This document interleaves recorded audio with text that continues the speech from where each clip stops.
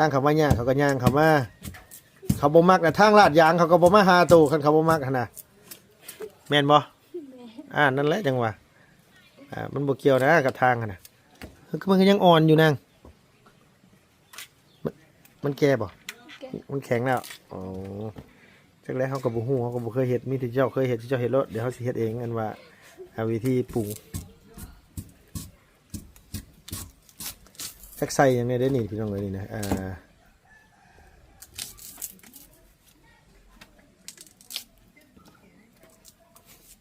ถ้าบ่แซ่บก็อย่าว่ากันเด้อแซ่บอยู่แล้วสีมือลงเลยน้องเพิ่นว่าอยากแกงวายใส่หมูโอ้มาแต่ใส่หม้อไล่บ่ล่ะได้บ่ป๋าน่ะบ่หาแต่ไปบ่โอ้น้ำขึ้นอยู่ใช่นะน้ำขึ้นแห้งตอนนี้นะน้ำเซไหนมันรับทางอันนั้นรับทางน้ำห่วย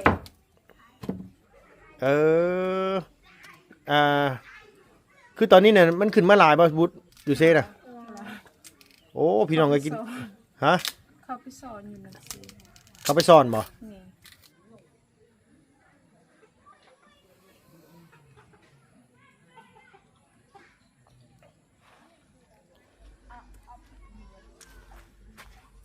เราพี่เนาะกลับมาสู่สภาพเดิมอีกแล้วพี่น้องเอ้ยทางเข้าบ้านแก่งทองเมืองเซโปนแขวงสนเขตเฮาบ้านน้องหัวบ้านน้องจันบ้านน้องบุตร3-4 มื้อขึ้นหลังเขามาง่ายอยู่พี่น้องเอ้ย2 มื้อที่ผ่านมานี่โอ้ยฝนลิ้นพายุเข้าเนาะพี่เนาะเข้ามายากมื้อวานนี่กับมื้อนี้ลมพุบลมภาพเข้ามาพี่น้องเอ้ยแต่เข้ามาคือเก่าเนาะพี่เนาะเพราะว่าทั้งนี้ทั้งนั้นก็ทางทีมงานสิขึ้นมาครบหน้าครบตากันแหละก็สิเจาะน้ำเจาะในให้ทั้งน้องเพิ่นพอดีว่าผู้ใหญ่เพิ่นให้ไปอัปเดตเฮือนซ่านบ้านซองของน้องบุษบาน้ำแน่ก็เลยเข้ามาอีกเทื่อนึงเนาะพี่เนาะเอาพี่น้องเอ้ยเนาะคันผู้บ่าวผู้สาวนี่เนาะพี่น้องเนาะมีผู้สาวบ้านแกงทองนี่รับรองเลยว่าผู้บ่าวนี่2 มื้อนี่ยันบ่อยากเข้ามาอยู่เพราะว่าหยังพี่น้องเนาะทุกสิเข้ามาฮอดผู้สาวนี่แต่งตัวหล่อๆนี่มุนอุ้ยปุ้ยแล้วพี่น้องเอ้ยหาน้ำล้างก็บ่พอพุ่นแหละเฮานี่แหละก็ตามแต่เนาะพี่เนาะจังได๋ก็กลับสบายดีเด้อสบายดีพ่อแม่พี่น้องเบิดสุขุสุคนระหว่างในและก็ต่างประเทศพี่น้องเอ้ยที่เข้ามารับมาชมช่องของลุงเฮิม Channel คือเก่าคือเดิมขอบคุณหลายๆที่เนาะที่พี่น้องเข้ามาให้กำลังแรงใจและก็มาติมาเตือนเนาะพี่น้องเนี่ยใดเหมาะสมเนี่ยใดบ่เหมาะสมก็คอยเตือนคอยบอกคอยกล่าวกันไปนำกันนึกว่านอนเว้นบ่แม่นเนาะมานั่งเด่นอยู่โดยสบายดีเด้อโดยจันแกงหมูฉันไม่ส่งให้กินแน่ได้เลยบ่โอ้พี่น้องเนาะบ่แซ่บเด้อฮะบ่แซ่บเด้อบ่แซ่บบ่ว่าสีมือซ้ำเจ้าสิบ่แซ่บลูกสาวแม่นมเฮ็ดกับข้าวแซ่บสุคนนะแต่เก่าหั่นน่ะยกเว้นในหัวว้าวโดดแล้วบ่อยู่บ่แม่นบ่เราบ่อยู่เราอยู่เทิงเฮือนบ่ไปแล้วบ่โอ้ยสาธุพี่น้องเอ้ยคันว่าเพิ่นอยู่แล้วเว้าบ่เต็มปากปานใดคันเราอยู่น่ะเว้าหลายก็ยันเครียดพี่น้องเนาะอันนี้แค่นี้บ่อยู่แล้วเว้าอยากเว้าหยังก็เว้าเลยเฮาบ่หยอกผู้เดียวได้แหละยันอันเว้าหยอกจันกับบุตรนี่ยันถึกเกือบข้าเจ้าบ่กล้าเว้าหยอกปานใดอ๋อหั่นเด้อาจารย์เล่าลมพุบลมภาพบ่จักขันมาฮะอีหลีเลยพี่น้องเอ้ยทางเข้าบ้านน้องเพิ่นคันฝนตกมานี่คอยกระสมคอยแห้งกระสมแห้งเข้ามาลำบากเคยบ่เคยแบบว่าจีบผู้เบาทั้งอื่นแหละเลิกกันย้อนถนนหนทางนี่เคยมีบ่มีเนาะยันว่าฮะบ่เคยมีผู้บ่าวโอ้ดูโตนศาสตร์เด้เนาะบ่ฟ้าวมีก็ยังน้อยอยู่เอาจาก21 22ซะจังมีเอา17นี่ถือว่ายังน้อยได้นี่คันเป็นนักเรียนก็เรียนอยู่ม.6 ม.5 ม.6 แม่นบ่ล่ะ แม่ ฮ่าแต่ว่าบ่ได้เรียนก็เป็นสาวเฒ่าแล้ว บุตรโตอายุจักปีก่อนนาง แปด 18แล้ว โดย พ้นวิติภาวะแล้ว อันนี้ยังบ่พ้นนี่นะสิไปไสก็ต้องขอแม่ก่อนคันแม่ให้ไปก็จังได้ไปแม่บ่ให้ไปก็บ่ได้ไปได้นี่นะยังผู้น้อยอยู่คันน้องหัวกับน้องบุตรนี่ไปได้พี่น้องเอ้ยตัดสินใจเองได้แล้ว แต่อันนี้ยังน้อยอยู่ตัดสินใจเองบ่ได้อันนี้นะกินข้าวยัง กินแล้ว ได้ยังกิน กินมี กินมี โดย โอ้ยจะไม่นหากินง่ายเนาะต้มน้ำร้อนน่ะก็เทใส่ถ้วยก็กินไรเลยโอ้สบายขนาดพี่น้องเอ้ยถามอีหลีเฮ็ดเป็นบ่แกงหมูใส่น้ำไม่สม บ่เป็น บ่เป็น โดย มันคือสิได้กินล่ะ แกงใส่หวาย ฮะ แกงใส่หวาย แกงใส่หวาย โดย หวายมีบ่ นี่เอามือนั่นเด้ลูกแปลว่าอันนั้นบ่ไรบาสิเมือก็เลยมาเอาให้เรา อ๋อปอกได้ยังหวายน่ะ ยัง เอาปอกเป็นบ่ เป็น เอาลุงมาปอกไป2คนไปวุดไปลูกหล่ะเอามาปอกซอยกันเดี๋ยวลุงเสียให้กินคันซะนะคันเฮ็ดบ่เป็นก็ได้แกงอันว่าหมูใส่หวาย เพิ่มอีกแล้ว เอากระบอกยากได้ละล่ะแกงอันนี้คือใส่น้ำไม่ส้มมันสิบ่แซ่บกว่าบ่เฮ้ยหรือว่าใส่หวายแซ่บกว่าบ่วุฒใส่หวายแซ่บกว่าเนาะ โดย โอเคฉันเอาใส่หวายก็ใส่หวายเนี่ยใดก็ได้นะพี่น้องเอ้ยเฮือนตัวผลตกกันว่าห้ามมันสิบ่ฮักแล้วบ่วุฒข้าซ่านตัวน่ะ ยังไม่ยอมแบบนั้น ยังบ่ทันฮักบ่ โดย ขึ้น สิหักแล้ว ขึ้นไปมื้อนี้ได้ลุงสิโยมเด้อไปมื้อนี้เด้อเว้าแท้เด้อนี่โยมให้มันฮักกันมันแล้วซาพี่น้องเอ้ยโยมมันแฮงแล้วได้เนาะเฮ้ยเนาะบ่มีหม่นทางขึ้นบ่ได้เนาะ โดย ตะกี้น่ะย่านเฮือนน้องจันนี่ตะกี้พี่น้องเอ้ยเนาะเฮือนอีหลาจันเพิ่นนี่ก็ทางซ่านเพิ่นนี่ น้ำพระน่ะน้ำเปเนี่ยเอาเบาผิดอะไร บ่แม่นอีแม่ปอกแกงนะบ่จักเมื่อวานนี่น่ะ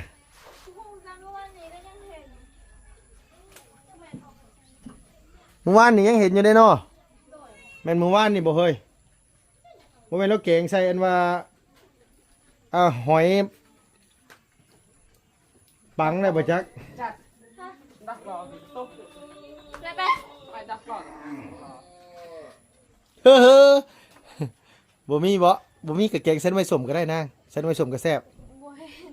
จะอีใส่เวฟเผาเลย โอ้ยแม่เราไปให้ผู้อื่นได้บ่จักยันแม่เลยล่ะ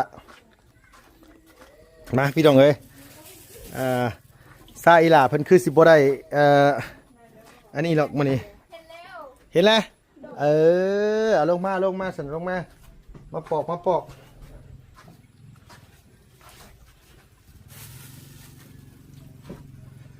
บุดปอกเป็นบ่นางตัวกะ เป็นอยู่เนาะได้อยู่เนาะได้อยู่ก็โอเคเลยล่ะสบายใจอยู่สำหรับพี่น้องเลยขณะลุงปอกเองอย่างย้อมอยู่ปอกหวายเนี่ย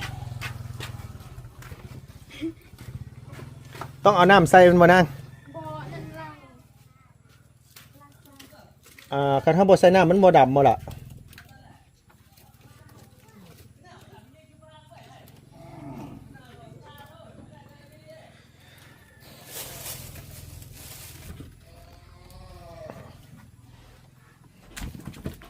อยู่บ้านก็มีคือกันบ่วุฒินี่ส่วนหลายเขาเจ้าปลูกเอาบ่ล่ะปลูกไว้กินเนาะอันนี้เพิ่นเอามาแต่บ้านแก้งหลวงเพิ่นเอาไงเอามาแต่บ้านน้องปูนาเพราะว่าเอื้อยของน้องหัวแล้วก็น้องจันนี่เพิ่นได้ผัวคนบ้านแก้งหลวงบ้านน้องปูนาหันบ้านเพิ่นปลูกหลายโอ้เฮ็ดหยังก็ได้อย่านิ้วมือออกนำโอ้ระวังหนามมันเด้อเฮ้ย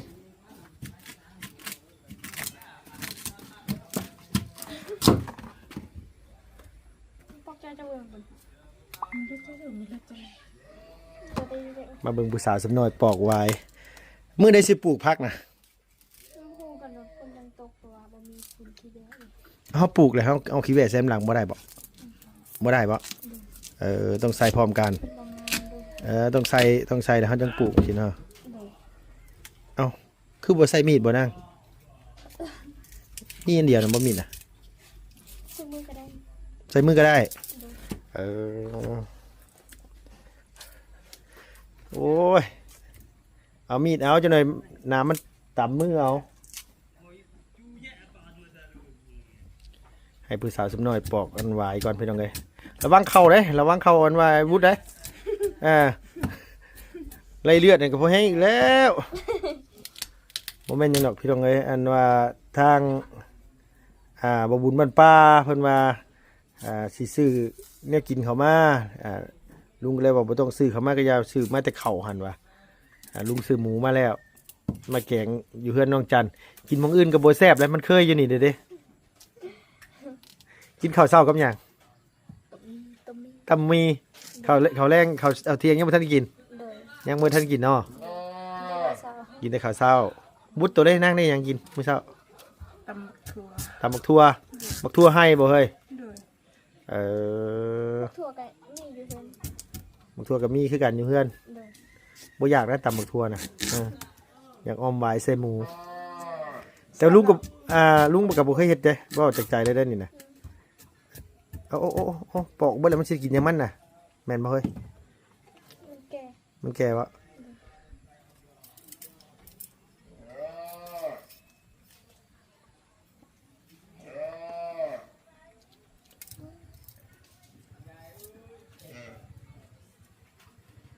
อีหลาหัวไปส่งเมนูอยู่ไสนาง อยู่บ้านเกงหลวงมายามคนโอ้ย คนบ่สบาย โดย ญาติพี่น้องจะบ่ได้ว่าไหนๆลูก โดยญาติพี่น้องกัน ญาติพี่น้องอยู่บ้านเก่งหลวงบ่สบายเนาะ โดย โดยผู้ลำบากแท้ๆได้พี่น้องเอ้ยเข้ามาบ้านเก่งหลวงอันเหมือนกันเก่งทองคันฝนบ่ตกน่ะก็โอเคอยู่คันฝนตกมามื้อใดน่ะโอ้ยบ่จักความสิเว้าบอกบ่ถูกเลย ว่าสิมักอยู่บ่ ฮะ ว่าสิมักอยู่บ่ไปทางบ้านกัน คันเขามักเขาก็ทนได้คือเก่าแหละนางทางเขามาย่างเขาก็ย่างเขามาเขาบ่มักน่ะทางลาดยางเขาก็บ่มาหาตู่คันเขาบ่มักหั่นน่ะแม่นบ่นั่นแหละจังหวะมันบ่เกี่ยวนะกับทางหั่นน่ะมันก็ยังอ่อนอยู่นางมันแก่บ่มันแข็งแล้วอ๋อจักแล้วเขาก็บ่ฮู้เขาก็บ่เคยเฮ็ดมีแต่เจ้าเคยเฮ็ดเจ้าเฮ็ดแล้วเดี๋ยวเขาสิเฮ็ดเองอันว่าวิธีปรุงจักใส่หยังไงได้นี่พี่น้องเอ้ยนี่นะ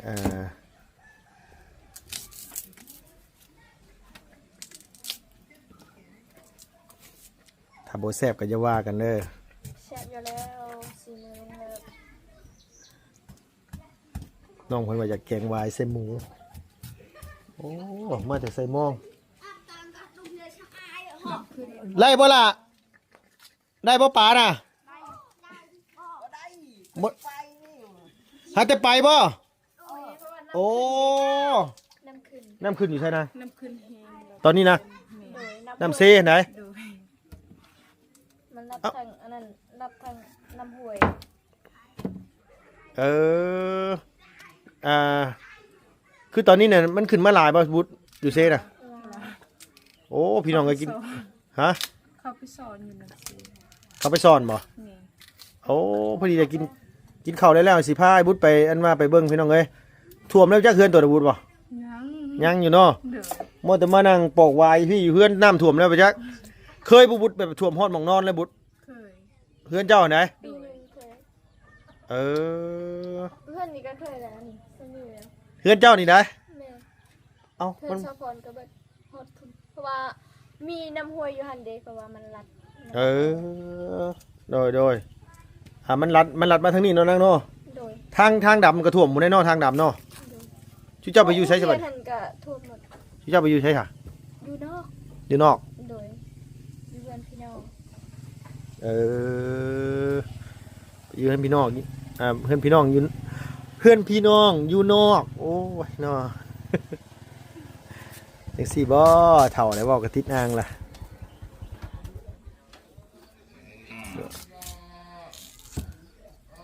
มาได้อาจารย์ได้มาปอกซอยกันได้นี่มาปอกซอยได้นี่โดย อีน้องจันว่าอยากออมไว้ใส่หมูว่าซั่นข่อยซื้อหมูมาจักสิแซ่บบ่แซ่บจังว่ากันเด้อพี่น้องเด้ออย่าติอย่าซ่ากันได้นี่นะทั้งบ่บูนวัดป้าเพิ่นโทรมาว่าลุงเฮิมซื้อแนวกินไปเฮ็ดกินเฮือนน้องหัวบ่ว่าซั่นว่า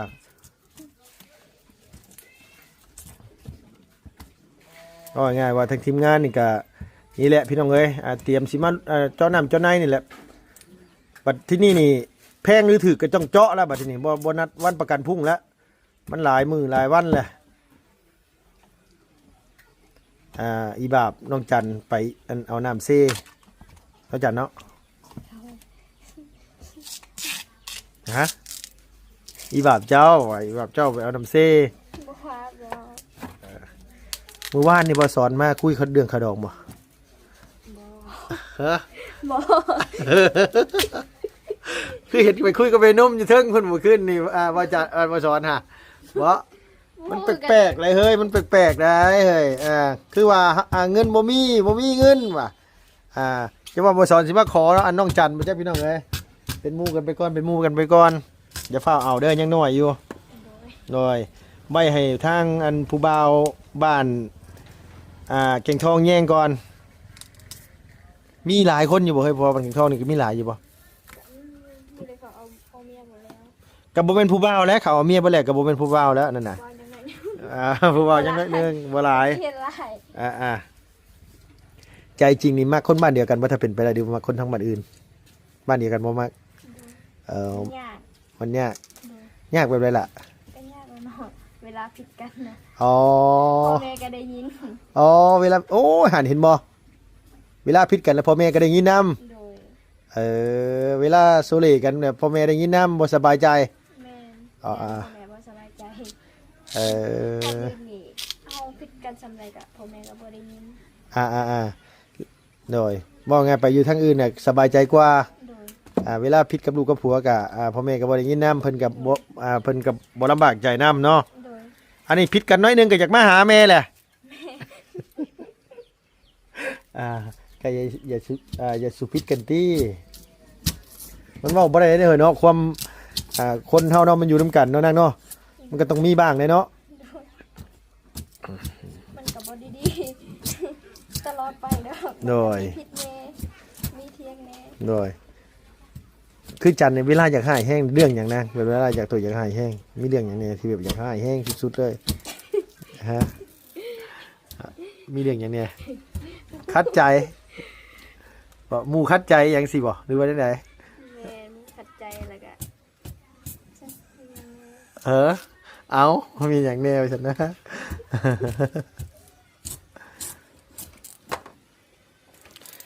คันบ่มีน้องๆเพิ่นนี่คือสิบ่ได้กินดอกพี่น้องไอ้ออมหวายมื้อนี้นะเบิ่งคักแล้วเพิ่นเคยปอกแต่เพิ่นปอกเป็นถามว่าลุงเคยปอกบ่ลุงก็เคยปอกแต่ลุงหันปอกแบบว่ามันบ่ได้ปอกแบบนี้ปอกซ่ากว่านี้นะเพื่อสิแล้วนั่นโอ้ยบ่ได้แม่นง่ายตัวนี้บ่ออกบ่เฉยมานั่งทางหากมันพี่ หูลืม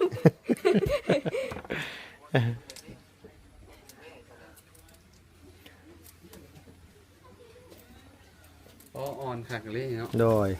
มาแม่อาจารย์โดย สวัสดีพี่น้อง โดย โอ้ขักเลยแกงใส่หมู อมสมู เป็นตาแซ่บเนาะ ขักอยู่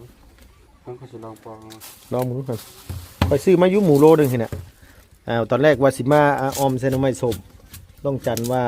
ออมใส่หวายใส่หวายแน่ใส่หน่อไม้ส้มน้ำแน่นะมันนี่ผสมประสานเลยมันนี่บอกไว้เลยขมแน่ส้มแน่ตีกันเลย เอามันต้องเอาผ้าเอาเนาะลอกเอาเนาะ โดย เอามาแต่ปานเกงหลวงบอก โดยอันนั้นโดยนี่เลย วายสดขักเลย หวายสดๆเลยมีแต่ว่า ปิ้งป่นก็ขักเลยตรง แม่น เผาเนาะ เผาเนี่ยเฮามาตำใส่หมักเพชรจีโอ้คักแท้ๆเนาะ โดยอาจารย์นี่ก็คือสิสิ้นอยู่พี่น้องเอ้ยเบิ่งนี่นะ บ่เลย ฮะ บ่เคยปอกวายคือ เอา อันนี้ในครั้ง คือซับจั่วลงซั่นน่ะ ปอกครั้งแรกเลย หั่นเก่งปานนั้นตัว แต่ เก่งปานนี้ตัวว่ะแต่ว่าเทื่อแรกแล้วนี่ จะบ่เคยปอกลง บ่เคยเฮ็ดจักเที่ย ต้อง ข่อยเคยเฮ็ดแต่ว่าข่อยเฮ็ดซ่านอนึงนี่เพื่อข่อยสิได้นั่นเป็น10นาที อ่อนเด้ โดยอันนี้อ่ะ แก่เนาะ โอ้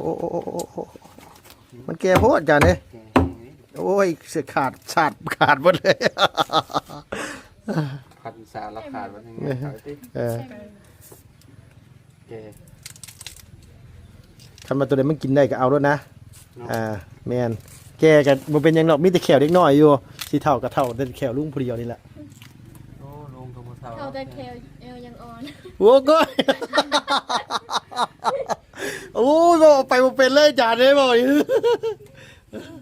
ได้แล้วฉันได้อยู่ดอกเอ้ยนี่เอาทั้งปลายมันออกให้น้องวุฒิวุฒิเอาทั้งปลายมันออกไปเลยนั่งหักออกเล่นมาล่ะมันหักได้นี่คือกินได้เลยเนาะโอเคสำนั้นแหละอาจารย์ได้โอ้ยพี่น้องเอ้ยอันว่านี่แหละเพิ่นว่าบ่เคยเห็นแต่ว่าเฮ็ดเป็นก็ถือว่าเก่งอยู่เนาะมาที่นี่มีแต่ว่าลุงสิคอโตขึ้นไปอาหารหมูเฮ็ดกับข้าวก็ได้เด้ออาจารย์เด้อ โดย โดยเอาพี่น้องเอ้ยเอาสบายดีเด้อฉันนั่งเอาพี่น้องเอ้ยสบายดีอาจารย์เนาะเอาพี่น้องเอ้ยสำหรับคลิปนี้เนาะพี่เนาะขอตัวไปเฮ็ดกับข้าวกับน้ำก่อนบ่มีหยังหลายเพราะว่ามากะนี่แหละมาถามมารอทีมงานว่าสิขึ้นมาพบมาพ้อกันเบิดสุขุสุคนก็สิเจ้าน้ำเจ้าในให้น้องเพิ่นหลายคนก็จมได้พี่น้องเอ้ยเนาะถือเงินนั่นว่าเจ้าน้ำนี่มาโดนแหละเงินเจ้าน้ำนี่จนบ่เบิดใช้จนเบิดแล้วฉันว่าขี้ข้านหาเงินมาใส่หนี้เพิ่นได้นี่เนาะอาจารย์เนาะ อยู่โดนหลายๆกับเงินกับใส่ไปซื้อมือใส่ก็ใส่เงินตัวเองก็ยังไข่พี่น้องเนาะใส่เงินอันว่าน้องหัวบัดที่นี่เบิดแล้วบัดหาเงินมาใส่นี่น้องเพิ่นนี่คือเก่าเอาพี่น้องไงมาบัดที่นี่ก็จะเว้าเรื่องราคาตัวนั้นถูกตัวนี้แพงซ้ำใดก็นำมันโลดบัดที่นี่นะเพราะว่ามันโดนแหละ FC เพิ่นก็สิเริ่มเบื่อเริ่มรำคาญคือกันนะพี่น้องเอ้ยเนาะมื้อใดสิเจาะน้ำเจาะในบ่เจาะจักเทื่อเพราะว่าเอาในใดก็ตามแต่พี่น้องเอ้ยมาคบกันจังมาปรึกษาหารือกันใส่มันเลยบัดที่นี่มีแต่ว่าหาหม่องลงหาหม่องเจาะเท่านั้นแหละขอบคุณในไลน์พี่น้องอยู่ดีมีแห้งอย่าเจ็บอย่าจนดำๆไปด้วยสุขภาพพันไม่แข็งแรงเด้อสำหรับคลิปนี้ไปแล้วบ๊ายบายสบายดีเด้อเพียงเด้อ